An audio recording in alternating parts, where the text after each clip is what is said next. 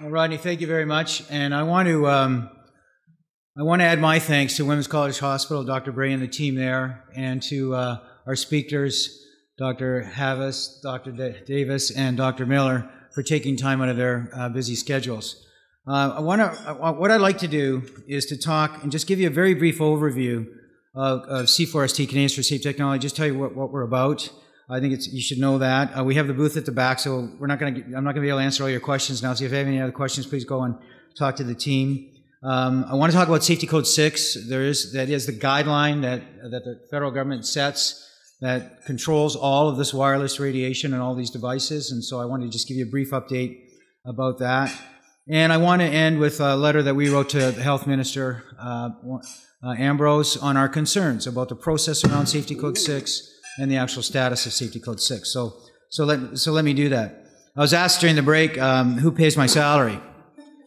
And I want to clarify. Yeah, right. So we are 100% a volunteer organization. So all the folks you see at the back are volunteer. They're young, running businesses. A lot of them. I have the benefit of I'm just taking away time from my retirement. Our daughters are older.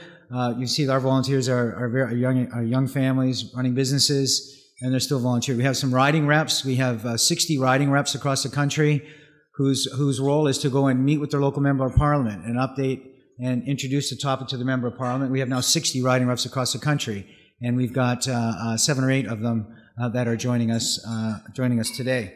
So we are a nonprofit, volunteer-based national group.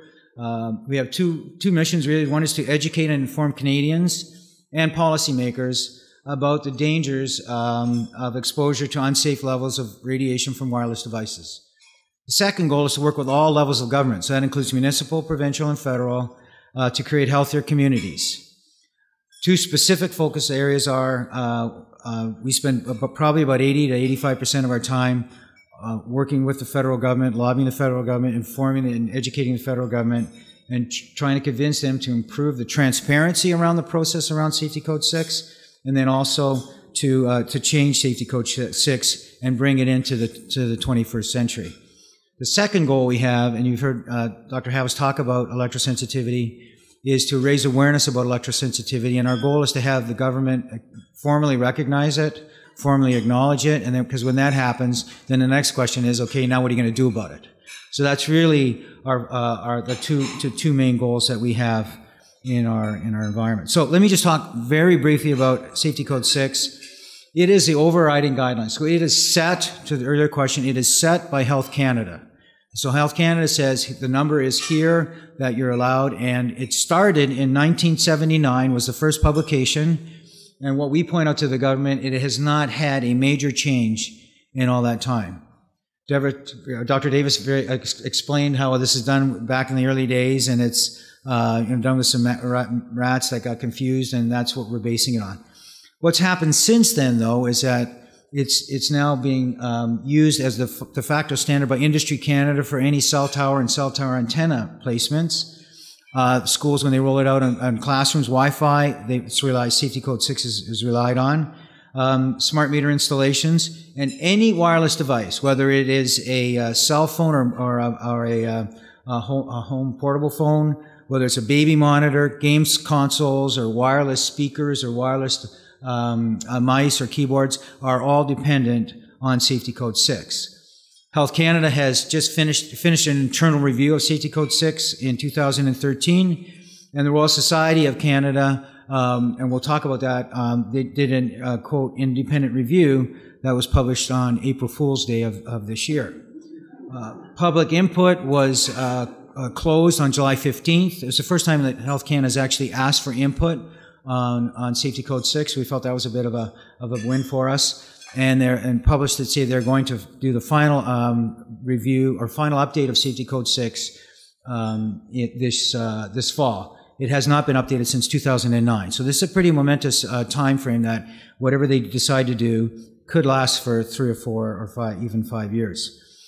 Our concerns, and these are documents that we've written to Health Canada, and there's a lot more to talk about Safety Code 6. It is based on 6 minutes of exposure, and it's based on a computer model of a 200-pound male. And so, you can think of all the things that are wrong with that whole approach, right? I am from the computer business, and I sold a lot of software in my life, but it's only as good as the people writing it. And so I'd hate to risk my potential for brain cancer or breast cancer or the ability, I'm not worried about having children anymore, but a lot of you are. I'd hate to base that only on a computer model. Second point is there is absolutely no consideration for multi-hour, multi-day exposure that we have now that is standard procedure. There is no way that Canada, either it's Industry Canada or Health Canada, tracks the cumulative effects. So if you're sitting in a classroom and you are near the router and it's a bring your own device day for school and you've got cell phones all around you, there is no tracking and measuring and monitoring of that cumulative exposure from all those devices. There is no distinction for pregnant people, for kids, for the elderly, or electrosensitive. Now, what we continually point out to the government is that Canada lags behind countries such as China, Russia, Italy, and Switzerland, who have guidelines 100 times safer than Canada's. And the other analysis that Deborah, one of our volunteers, did was that 40% of the world's population has guidelines better than Canada's. So this country of ours, this great country of ours, where we are leading in a lot of great things in terms of air pollution, in terms of acid rain, in terms of pesticide bans, we are behind I would argue, some of the laggards in air pollution on protecting ourselves from wireless radiation. And finally, and you've heard a little bit today about the core issue and the core debate around the science is that you heard about non-ionizing and ionizing. Well, ionizing radiation heats you up and it heats your body. And Health Canada is stuck in the 1979 approach and belief and statement that if it doesn't heat the tissue, it can't harm the tissue. And there are hundreds and actually thousands of studies now that show you don't need to heat tissue to harm it. Let me just end on and we can have time for questions in a minute, but over the last 18 months, we've really been on a campaign to pull together a lot of information. So in your package, there is the letter that we wrote to the minister. You can read at your leisure. But I just wanted to pull out 4 key points from it. We talked about the declaration. We've actually had a handful of MDs sign the declaration. So we had 40 MDs from across the country sign a document that we submitted to Health Canada by this July 15th deadline. Magna was very instrumental. Dr. Havas was very instrumental in helping us get 50 international scientists to write a declaration and sign it to send to Health Canada. And both groups said that the current level of Safety Code 6 does not protect Canadians. Absolutely, categorically, fully does not do that.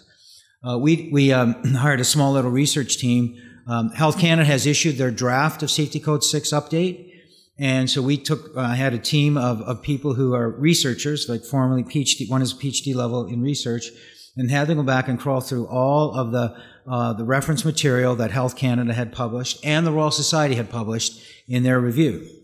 And what we found, 140 studies that were ignored by Health Canada and that were not referenced by the Royal Society in this current update. And so we have submitted that to the government and say, we would like to know how you can possibly update Safety Code 6 when we, in our little team, have found 140 studies that show definitive harm to humans at levels below Safety Code 6. How can you possibly update Safety Code 6 when you've missed this core amount of scientific evidence?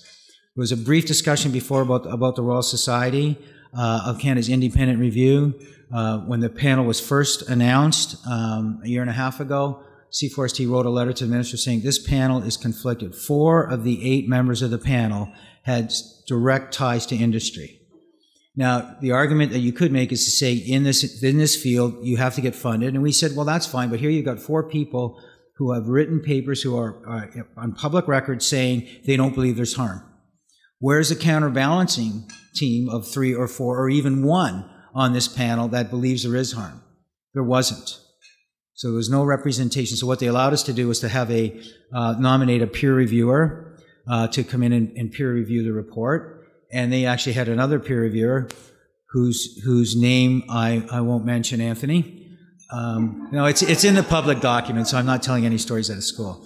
And so the process around a peer review is you get a draft copy of the document, and then you write a formal response to the society that's doing the analysis. and then they publish the document. And during that time that you're doing your analysis and you're doing your feedback is a confidential time, and you respect that process. And we respected it. As hard as it was because we really wanted to know what the report was going to say. When the report came out, and I think I can speak on behalf of both peer reviewers, they were very, I think, discouraged by the lack of attention that was done and the quality of the report. In fact, they're on record in public and with the press saying that the report failed in its obligation to the public. So we have gone back to Health Canada and saying, please, I hope you're not going to rely on this report that we identified 18 months ago was a conflicted panel. 2 of the peer reviewers that you asked to peer review have come out in public and said the panel didn't do their job. So we don't know if that's, but that again is part of our submission to Minister Ambrose saying as you're looking and working with your team on updating Safety Code 6, we think there's some fundamental problems on the process. The final point, and I don't know a lot about international process and international best practices around scientific evidence review, but I have talked to several experts in this field. And one of them who's written a paper that's been published in the British Medical Journal told me that what he knows of the process, he would give Health Canada an F on their process. I said, oh, come on, I can't get at least a D. He said, no, Frank, it'd be an F. So we're trying to get that input into the minister to say, look, you know, and the point that we met with some folks at the Ontario level yesterday, saying you just need to understand that you're relying on this Safety Code 6 and its process when you're rolling Wi-Fi out into schools and you're rolling smart meters out. And I think it behooves you, as a person relying on this process, to really ask some harder questions about what's exactly going on behind the process on updating Safety Code 6. So that's where we're spending our time and energy. It's that quality of input, it's that quality of analysis, it's that quality of feedback that we're trying to give to the federal government and, you know, and the provincial governments that are relying on it in our efforts to raise awareness. This forum today is another opportunity for us to get our message out. We're going to ask during the panel discussion if you have some ideas or things you need from us that we can do. I will make a call out for any of you who are really jazzed up about this even more than before. We'll gladly take your name at the back at the C4ST booth to join the team and help us. The pay's terrible, but you have a lot of fun.